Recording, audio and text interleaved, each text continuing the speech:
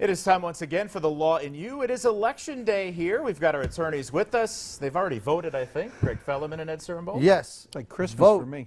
I Vote. love election Vote. day. This is one of the most important days all year. Make sure you get out and exercise your constitutional right to vote. And still time Yes, to do sir. that. Absolutely. All right, our question tonight is from Rick in Freeland. Rick says, my son plays high school football.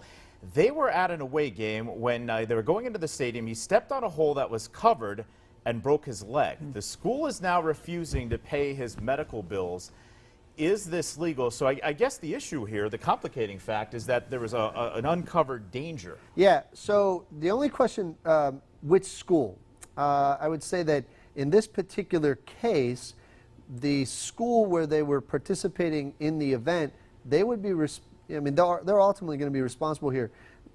Schools are a governmental subdivision. They do have some immunities under the law, but this wouldn't apply to that. If there's a defect in the real estate, this certainly is a defect that caused a substantial injury, a broken leg, your son is going to be able to make a recovery for this.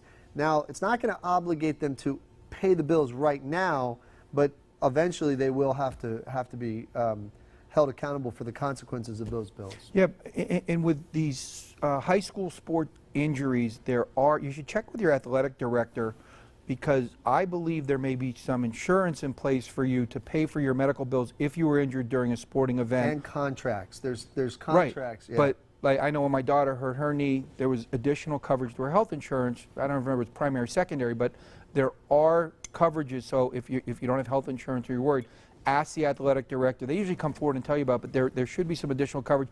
Ed was talking about a personal injury suit, which there probably is going to be one. Yeah, I agree. most definitely. But there should be, what I was saying, there should be a contractual agreement between the two schools, and part of that contractual agreement, it should say that the premises are going to be in a reasonable and safe condition. Obviously, having a hole that's covered and somebody stepping in it, that's not reasonable.